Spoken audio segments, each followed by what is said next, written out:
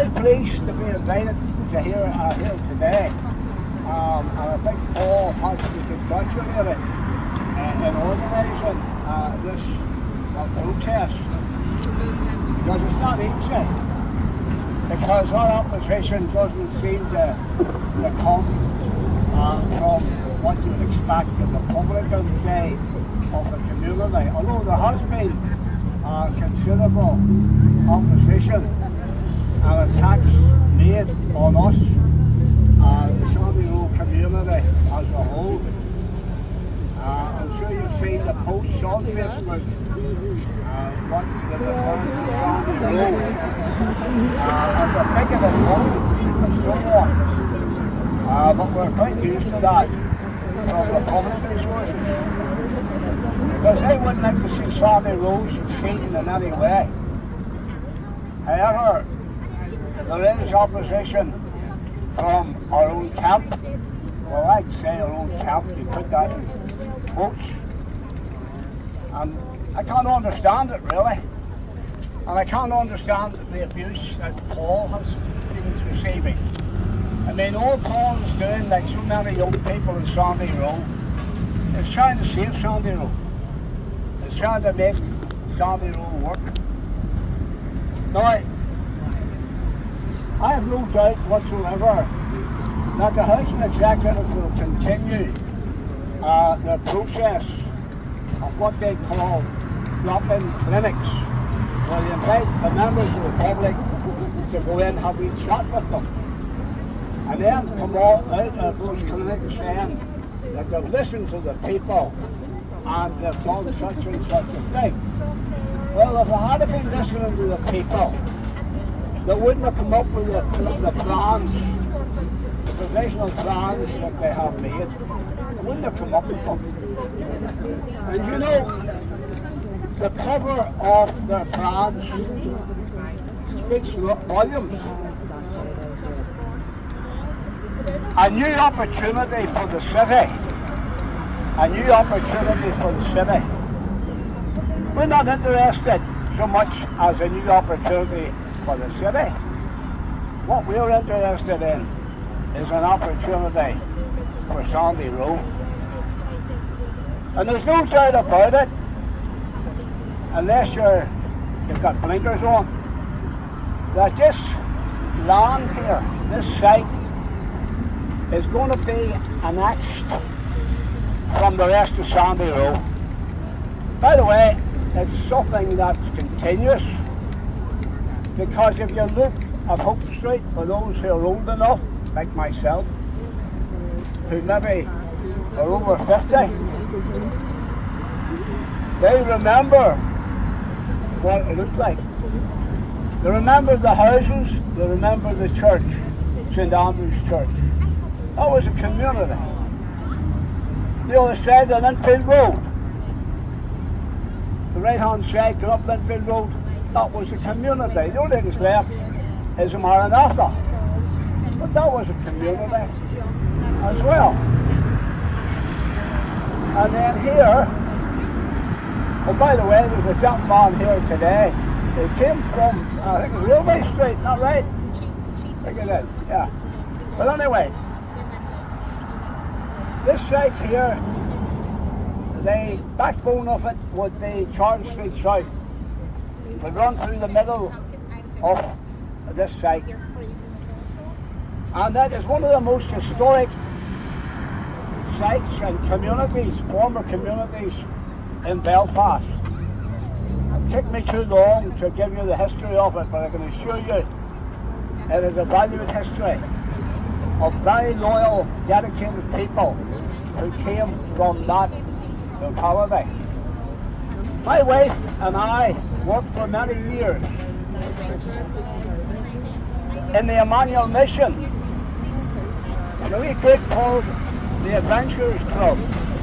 Some of us here today remember going to that wee club. And we witnessed month after month the decline of the community, in that one house after another was bricked up. And the people were forced out not only of this site, not only of this area, but throughout Sandie Row, they were forced out and they were scattered to the four winds. I must congratulate people like Hector McMillan, Harry Fletcher, John Laird, who did everything possible to save Sandie Row and to help the people. But I believe that Hector McMillan, like others, were deceived by the Housing Executive. They believed that after a short period that sites like this one would be rebuilt with nice new housing and the people, some of the people, would come back. Well, that's what, 40 years ago at least, 40. Will that be right? But still not built on. And I seen photographs of people standing in the middle of the site and local people with them, with plans for the area. But I often wondered why the Blackstaff Residents Association, which is the oldest continuous organisation for the whole of the Blackstaff, we were never invited. And when we submitted our own plans for to reinstate the old streets back here again, we were ignored. Now they tell us now we weren't ignored, that they looked at those alternatives. But why did they not talk to us face to face? No, I'm not going to spend too much more time explaining a whole lot of things, but just to be brief, we sent 20 questions to the Housing Executive and they got 20 answers. I'm not going to read out the questions and I'm not going to read out the answers today. But that confirmed to us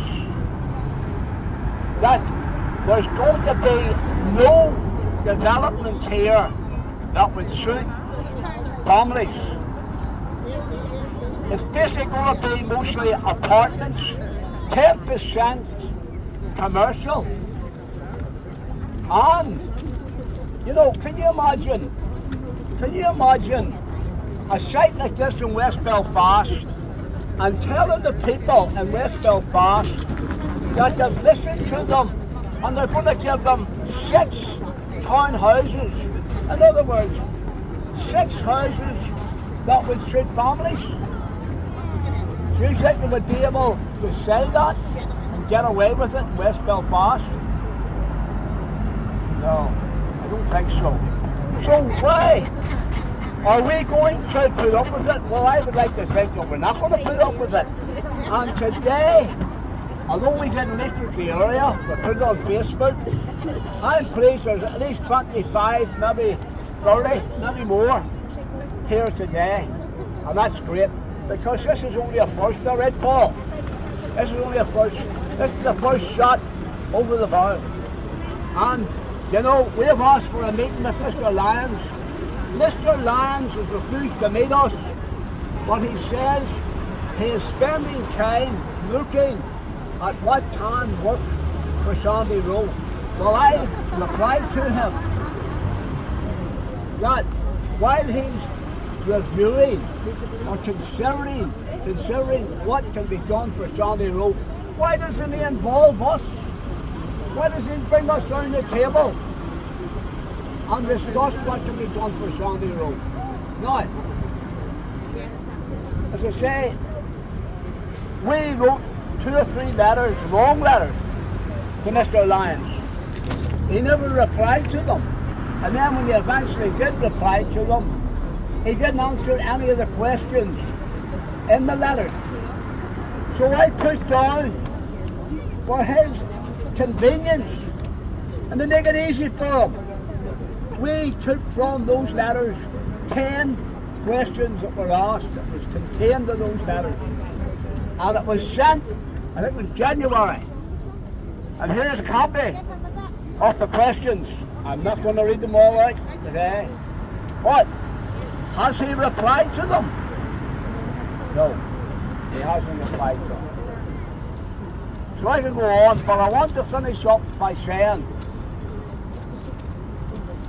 that I believe the vast majority of people in Sandy Row would be behind us.